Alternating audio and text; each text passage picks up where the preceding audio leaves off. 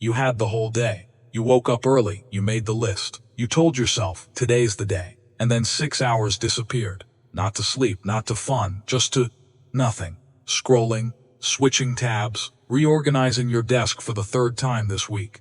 And now it's 9 p.m., the task is still untouched, and you feel worse than you did this morning. Here's what nobody tells you: that wasn't laziness, that was your brain doing exactly what it was trained to do. And there's one shift, just one, that rewires the whole thing. Procrastination isn't a new problem. Philosophers complained about it in ancient Greece. The word itself comes from the Latin pro, meaning forward, and crastinus, meaning of tomorrow, literally, pushing things to tomorrow. But here's the thing. For most of human history, people assumed it was a character flaw, a discipline problem, a laziness problem. You just needed to try harder, wanted more. That idea stuck around for centuries. Then in 2013, researcher Fushia Sirowas at the University of Sheffield published a study that changed everything. Her research showed procrastination isn't about time management at all, it's about emotion management. Read that again. It's not about time, it's about emotion. When you avoid a task, you're not avoiding the work. You're avoiding the feeling the work triggers. Boredom, self-doubt, fear of failure, fear of judgment, even fear of success. Your brain doesn't want to feel those things. So it finds something, anything, that feels better right now. YouTube, Instagram. Suddenly cleaning the bathroom feels urgent. This is called emotional avoidance. And once you see it, you can't unsee it. So now you know what's actually happening. But knowing it doesn't fix it. Millions of people know why they procrastinate and still can't stop. That's because almost every piece of advice out there attacks the wrong thing. Just start, okay. But start how? When your brain is flooded with anxiety. Break it into small steps. Great.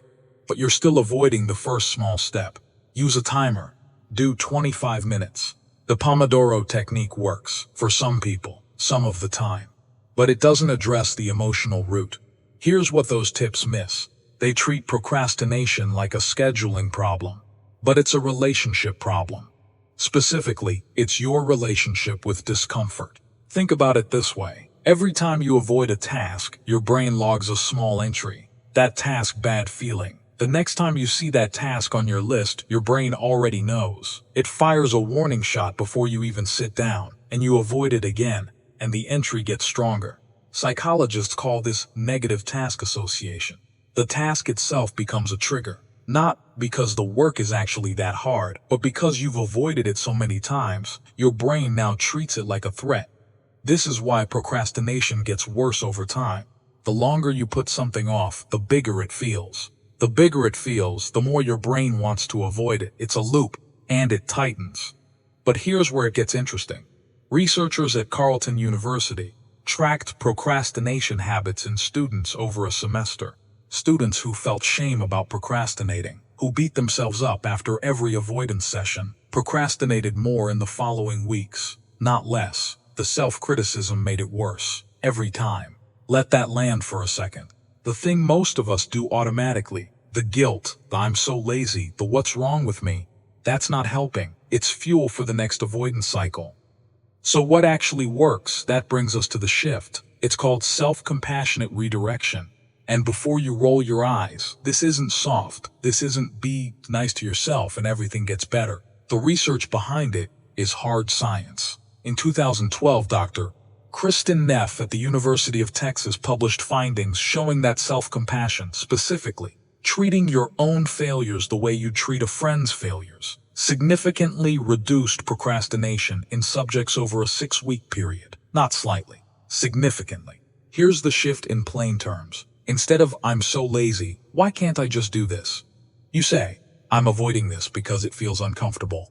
That makes sense. What's the smallest move I can make right now? That's it. 3 parts.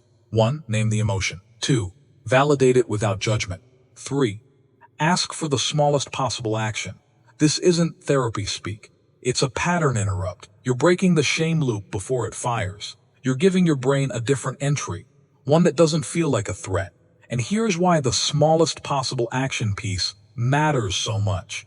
Your brain's threat response, the thing that fires when you think about a scary task, it has a threshold. A big intimidating action clears that threshold and triggers avoidance. A tiny, almost laughably small action doesn't. Not write the report. Write one sentence of the report. Not work out for an hour. Put on your shoes. Not clean the whole house. Throw away 3 things.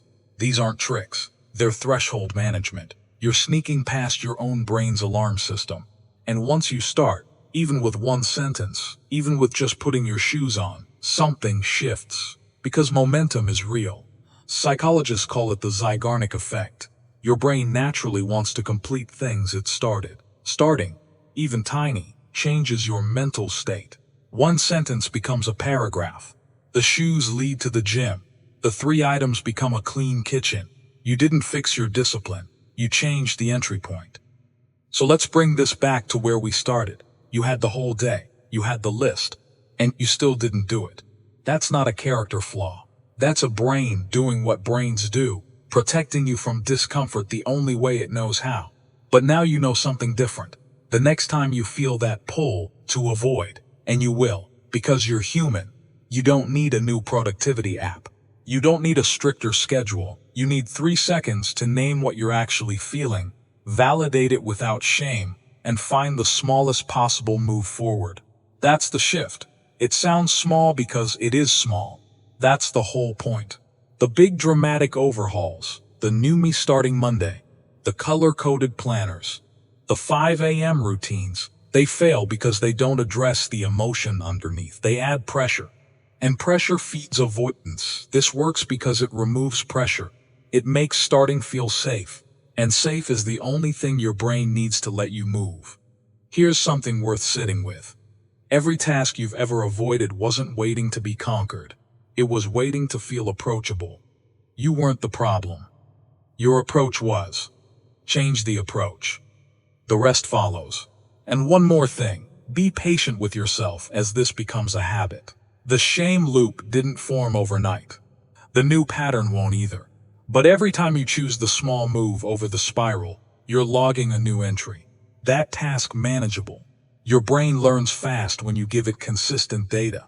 If this hit differently than the usual procrastination advice, that's because it's built on different ground. Not hustle culture, not guilt, just how your brain actually works. If you want to go deeper, watch this next. It's about the identity shift that makes habits stick long term. Not just what you do, but who you decide you are. That video changed how a lot of people think about motivation entirely. And if you want more of this, real research-backed tools for how your mind works, subscribe. New video every week, no filler, just the stuff that actually helps. You already took the first step today. You watched, you listened, that counts. Now, what's the smallest move you can make in the next 5 minutes?